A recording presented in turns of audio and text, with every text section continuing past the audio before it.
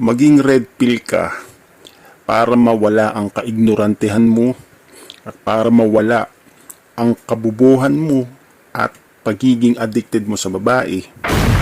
At nang sa ganun tumibay ka sa mga tukso at makapag-focus ka sa sarili mo at sa mga goals mo sa buhay. Hindi para maging bitter ka na reklamador ka na matagal ka nang nanonood ng red pill at reklamo ka ng reklamo sa babae. Ang red pill po ay hindi po pagrereklamo at bitterness sa babae.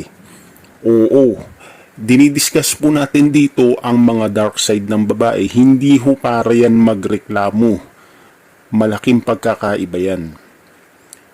Kailangan nating i-discuss ang mga dark side ng babae, ang lahat ng mga kasinungalingan na ipinagpaniwala sa atin ng society. Hindi yun para manisi ng manisi, araw-gabi, umaga, tanghali, wala ka na naging bukang bibig kundi bitterness sa babae. Hindi. Sadyang kailangan lang po kasi natin tong i-open up at i-discuss. Hindi yun para kagalitan ang babae, kundi para tumibay ka.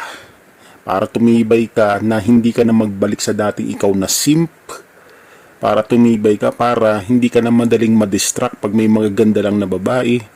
Right? At para makapag-focus ka sa sarili mo. Dahil tayo ay pinalaki para sintahin at luhuran at para mag-focus sa babae, hindi naman para sa sarili natin. Alright? Ngayon po, may mga nagsasabi po sa amin na yung mga ibang red pill daw, panay complain sa babae. Panay bitterness. Well, hindi po kami involved dyan. Alright? Kasi po, iba-iba mag-isip ang tao. May mga taong matibay sa emosyon, may mga tao na bitter. Alright? It depends po yan sa tao, sa member na sumasali. Hindi po pare-pareho ang tao. Ang goal po natin dito, na ipinapangaral natin ang red pill is para tumibay tayo, para hindi na natin i-involve yung sarili natin sa addiction sa babae, hindi na natin kailangan mag-simp, hindi na natin kailangan magpagamit, at higit sa lahat makapag-focus na tayo sa sarili natin kasi nga alam na natin na wala namang romantic love. Invento lang ang lahat ng bagay. Pinagpaniwala at pinapasunod lang tayo sa rule ng gynocentric society. Naka-tailored lang sa babae, hindi naman para sa pangangailangan natin. Ngayon, hindi yan putang ina ka. Hindi yan ang red pill, hindi yan community para magreklamo ka. Wala ka ng ibang bukang bibig. Umaga, tanghali, gabi, puro na lang ganyan, naka-stack up ka dyan. Maninisi ka ng maninisi ng babae. Hindi po ganyan yan. Kaya po natin dinidiscuss ang red pill hindi para maging bitter ka, kundi para tumibay ka at makapag-move on ka. Nang sa ganon, yung season 2 socialization, doon ka na mag-focus kasi wala ka ng distraction ng addiction sa babae. Alright? So may nare-receive po ako na mga nagme-message sa amin sa FB, pino-forward sa amin ng mga sekretary namin, may mga nag-DDM na yung iba daw toxic. So yung mga member po o yung mga viewers nanonood ng red pill, inuulit ko po, hindi po yan bitterness. Hindi po kayo nandyan para magreklamo ng magreklamo umaga, tanghali, gabi, wala kayong bukang bibig kundi paninisi sa babae. Alright? Nagdi-discuss tayo ng mga exposition ng dark side ng babae, hindi para sisihin sila at kagalitan sila. Mag-move on ka. Alright? Kailangan mag-elevate ka, mag-level up ka. Kung alam mo na at naiintindihan mo na lahat ng lesson sa red pill, right? Absorb it, pero huwag kang bitter. Maninisi ka na lang ng maninisi ng babae. Alright? Kasi may stack up ka sa red pill rage. Alright? Hindi ka patunay na red pillar pagka ganyan ka, isip bata ka pa. Para kang bata na nagmamaktol. Okay? If you are a real man, umakto ka bilang isang mama, real man. Hindi yung para kang bata na maliit, na paslit na reklamo ka na lang ng reklamo. Hindi po tayo ganyan dito. We are training you to become a real man. the best version of you, hindi para magreklamo ka na lang ng magreklamo, anak ng teteng, umaga, tanghali, gabi, wala ka ng bukang bibig. Right? So, yung mga sumasali po sa mga group page na yan, na hindi matigil ng kakareklamo sa babae, binabalaan ko po kayo, aalisin namin kayo dyan. So, yung mga admin dyan, magbababa kami ng memo para ipatalsik yung lahat ng mga hindi nag-i-improve dyan, paninisi ng babae. Mahiya kayo sa mga sarili po ninyo. Mag-improve kayo, kailangan forward po kayo, hindi kayo backward. Again ho, tatanggalin namin lahat ng bitter dyan na wala nang ginawa kundi magreklamo sa babae. Nagkakaintindihan po ba tayo? I'm sorry, pero ang red pill po ay self-improvement. Hindi po yan pa-backward, pabalik. Hindi ka tumatandang paurong. Kailangan pa-forward po tayo. Alright? Kaya nga, mapapansin po ninyo, ang red pill na to, hindi lang ukol sa babae. Nandito yung mga socialization skills, communication skills, interaction skills. Alright? Kasi po, hindi tayo pwede mag-stack up lang sa red pill ukol sa babae. Ang season 1 po, Rise of the Forgotten Gender, is regarding yan sa red pill, sa dating relationship, marriage, at sa female nature, para malaman mo lang yung totoo. Para mas maging smart kang tao na hindi nagpapagamit sa sistema na nakatailor sa babae. At the same time, para ma-appreciate mo yung sarili mong value. And at the same time, para isipin mo naman yung sarili mo, hindi na lang yung palaging pagsisip sa babae.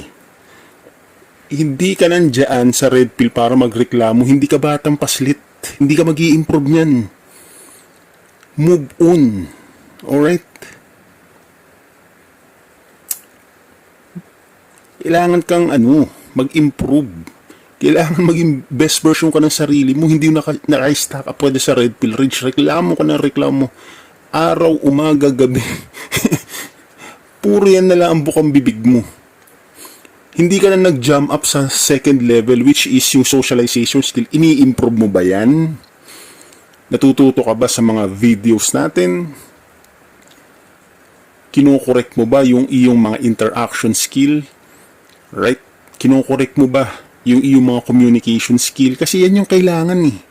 So, hindi mo yan mapagtutuunan ng pansin kung hindi ka dadaan sa season 1, Rise of the Forgotten Gender, which is yung female nature. Kasi nga, puno pa ng distraction yung isip mo at yung diwa mo sa babae. So, kailangan mo nang matanggal yun, yung addiction mo sa babae, para makapag-transition ka sa season 2, sa socialization. Ngayon, hindi talaga maiiwasan na i-discuss natin yung mga dark side ng female. Kasi nga, kailangan malaman mo kung gaano ka-brutal yan. Hindi para magreklamo ka, kundi para mawala yung gana mo sa addiction sa babae. Dahil hindi naman talaga yun nakakatulong sa'yo. Yan ang ginagawa ng mga iba nating mga members dyan na nakaka-receive daw kami ng report na ang dami dyan, mga reklamo lang reklamo. Tatanggalin po namin kayo, hindi po kami dito bias.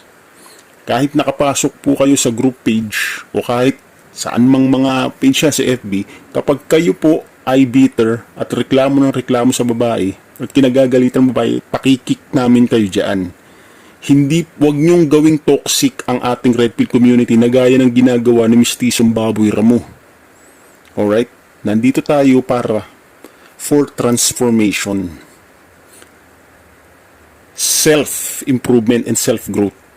Hindi para igawi kayo sa mga kagaguhan, kalokohan, o kaya paurong. Pa-forward po tayo, paangat tayo, hindi tayo pabalik o kaya pababa. Again po, magbababa kami ng memo sa mga admin namin. Sino mang mahuli nila dyan at i-report sa amin, automatic yan. Alright? Walang magagalit sa babae. Alright? Biktima rin kasi ang babae ng sistema na yan. Right? Ang dapat nakagalitan is yung irresponsableng kultura, paniniwala na ipinagpapaniwala sa atin. Again, ang red pill, hindi po yan reklamador. Hindi po yan tapunan ng mga bitter na tao. Ipatatanggal namin kayo kung hindi kayo nag-i-improve at ginagawa nyong toxic ang group, ang community natin at sinisira ninyo ang pangalan ng The Red Pill PH na pinaghihirapan namin. Alright? Huwag kayong addict, guys, okay? Patatanggal namin kayo kahit sino pa kayo dyan. Ki-officer ka pa, kung hindi namin nakikita na nag-i-improve ka, sinisira mo, pinapabagsak mo ang Red Pill community natin dahil sa pagiging bitter mo, patatanggal namin kayo dyan, I tell you. Yan ang isang palatandaan na sa The Red Pill PH wala kaming kinikilingan. Kisupporter ka ng Red Pill community kung nagiging toxic ka.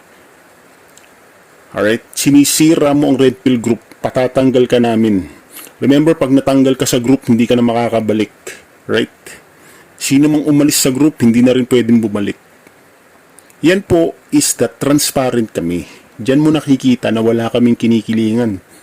Alright? Ang gusto naming makita, mag-improve ka. Matuto ka. Nang sa ganun, mahila mo, pataas yung kapwa mo, lalaki. Hindi yung i-impluwensyahan mo, puro na lang kay reklamo, puro bitterness.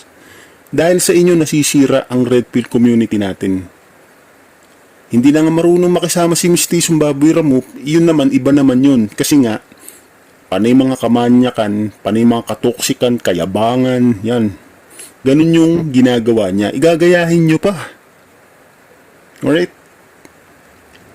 Ang Red Pill, once again, hindi po yan sisihan ng mga babae. Andiyan ka para lumakas ka, matuto ka, at hindi ka na maging addicted sa babae. Hindi yung andiyan ka na lang araw-gabi, umaga, tanghali, hapon. Wala ka nang bukang bibig kundi paninisin ng babae. Hindi po. Guys, pasensya na po kayo. It's just transparent ako. Ayun ang kredibilidad ko. Wala akong kinikilingan. Pero kung hindi naman namin kayo nakikita na nag-i-improve, mapipilitan kaming tanggalin kayo kung ganyan. Sino man ang mga hindi pa rin makamupon sa Red Pill Rage, patatanggal namin kayo sa group. Alright? Magbababa kami ng memo sa aming mga admin. Remember, kailangan po hilain nyo ang brothers ninyo pataas. Mag-aral kayo ng socialization, yung mga diniscuss po natin. Practicein po ninyo yun. Alright? Nang sa ganun po, maituro nyo rin sa kapatiran natin. At nang sila rin ay matuto at mag-improve. Kasi kapag natulungan po ninyo sila at may nakitang resulta sa buhay nila, nagliligtas ka ng isang buhay. Right? Naligtas mo siya dahil pinasahan mo siya ng kaalaman. Alright? Pinasahan mo siya ng karunungan. Nai-apply niya sa tunay na buhay niya, natuto siya.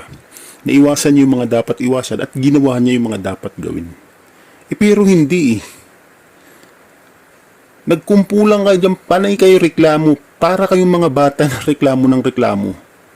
Again, kahit sino pa po dyan, kibago, matagal na member, o kahit sino pang officials, o kahit sino pa yan, kahit yung admin pa dyan, patatanggal namin yan kapag hindi po kami nakakakita ng improvement sa inyo.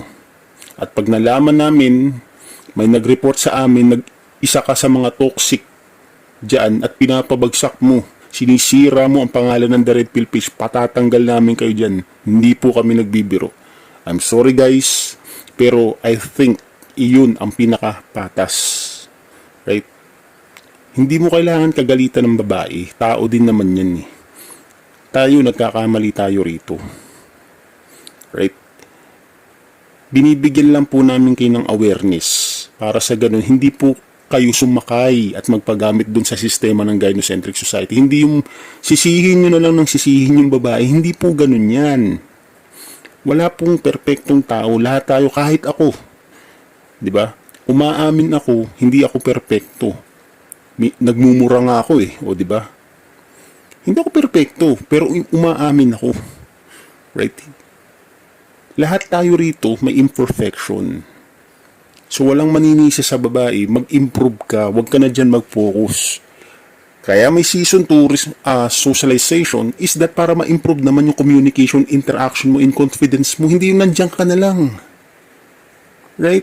Para kang batang paslit na naninisi ng babae. Naglalabas ka na ng bitterness mo, nagiging toxic ka na sa group.